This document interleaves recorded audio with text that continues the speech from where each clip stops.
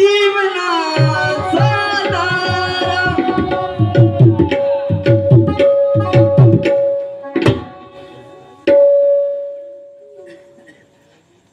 हे आहे जीवनाचा आधार आहे. अरे एखाद्याची आई जावा त्याच कुटुंबामध्ये किती संकट येते. एखाद्याची माय लहानपणात मराव तेव्हा त्या कुटुंबावर किती संकट येते तेच देवाला माहित आहे. बघू